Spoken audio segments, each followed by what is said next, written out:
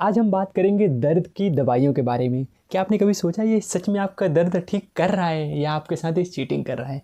Actual में ये आपके साथ चीटिंग करता है। जितने भी आप पेन किलर दवाइयाँ खाते हो, दर्द की दवाइयाँ से मान लो कभी किसी के सर में दर्द हो गया, बॉडी में पेन हो गया, घुटने में दर्द हो गया, कमर में दर्द हो गया, तुरंत ये लोग पेन किलर की यूज़ करते हैं। सबके घर में रखा रहेगा आइब्रोफेन, एसिक्लोफिनेक, सेरोसोपेप्टोज, डाइक्लोफिनेक। तुरंत जैसे कोई कहता है कि हमें कमर में दर्द हो रहा है, घुटने में, तुरंत कमर में दर्द हुआ लो डाइक्लोफिनेक, गर्दन में, हर जगह लोग ऐसा ही दे देते हैं कि आप खा लो।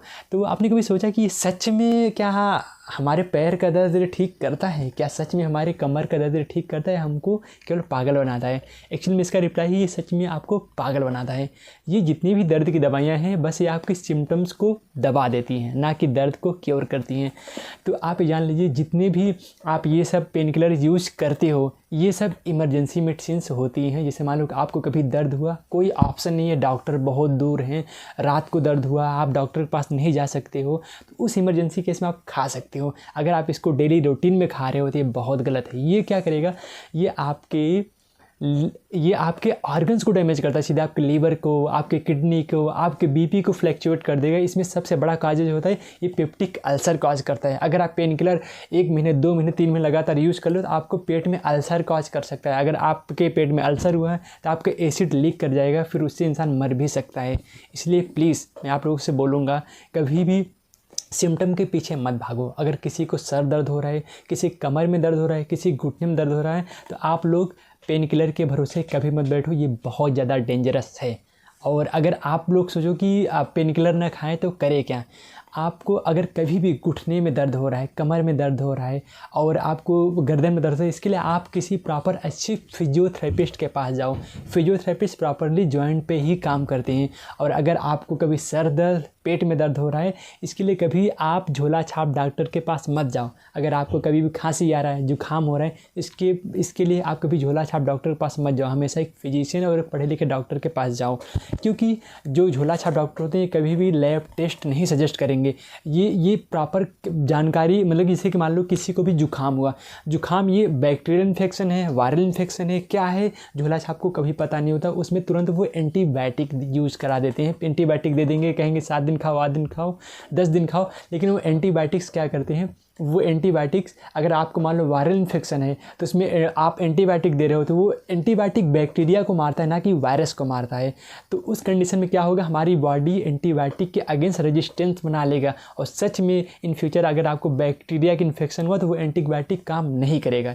इसलिए आपको कभी भी ये सब समस्या हो तो आप ना कभी ChatGPT की यूज़ करो, ना तो कभी किसी मेडिकल स्टोर पर जाकर उस फार्मासिस्ट से बोलो कि हमें गर्दन में दर्द हो रहा है, हमें कमर में दर्द हो रहा है, हमें पेट में दर्द हो रहा है, हमें खांसी आ रहा है, जुकाम आ रहा है, आप दवाई दो।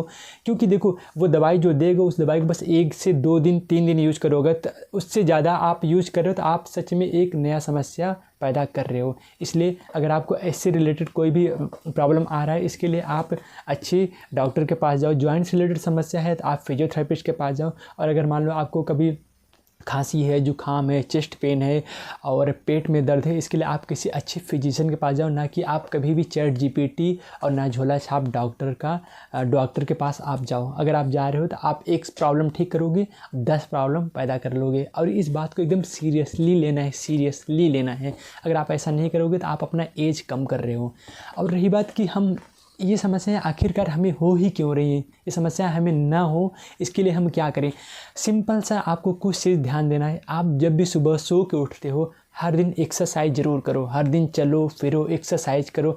और आपको और क्या करना है, डाइट बहुत अच्छा रखना है, मतलब ऑयली चीज़ अवॉइड करो। जो आप तेल मसाले खा रहे हो, ऑयल खा रहे हो, ऑयल क्या करता है, जो हमारे पेट में जा करके ये फिर हमें जो है बैड कोलेस्ट्रॉल पैदा करता है। कोलेस्ट्रॉल क्या करेगा, हमारी नसों में जा करके जम जाएगा, उससे हमारी ब्लड सप्लाई रुकने लगता है, उसी से हार्ट अटैक की समस्या आ जाएगी, उसी से मोटापा होने लगता है, बहुत सारी समस्याएं काज होने लगता है। इसलिए ऑयली चीज़ बहुत कम से कम खाओ, फाइबर ज़्यादा यूज यूज करो। फाइबर में मीन्स लाइक जैसे कि आप कोई भी खीरा काट के खा लो, कोई भी सलाद यूज कर लो, ठीक है। तो आप जो है कि ये सब चीज़ ध्यान दो, एक्सरसाइज करो। और अगर पोल्यूटेड जगह पर हो, जैसे मान लो आप दिल्ली में हो या कहीं और भी इंडिया में ऐसे जगह हो जहाँ आपको बहुत ज़्यादा मतलब पोल्यूशन हो, किसी भी कंट्री में अगर आपको पोल्यूशन वहाँ पे बहुत ज़्यादा है तो आप वहाँ पे मास्क ज़रूर लगा के रखो, क्योंकि आप वो नहीं करोगे तो आपको आगे चल करके लंग्स से रिलेटेड समस्याएं बहुत सारी हो सकती हैं। तो ये एक बेसिक सी जानकारी थी और हमें पता है, आप लोगों को भी पता होगा, लेकिन आप लोग इस पर कभी ध्यान नहीं देते हो। लेकिन अब इस पर ध्यान दो, क्योंकि ये बहुत ज़रूरी है और इसकी वजह से बहुत सारी समस्याएं हो रही हैं। आज के टाइम जितने भी हॉस्पिटल में पेशेंट आते हैं वो एक्चुअली में अपनी गलती की वजह से ही आते हैं। तो उम्मीद करते हैं आप लोग ये गलती दोबारा नहीं करोगे, ताकि आपको कभी हॉस्पिटल न जाना पड़े।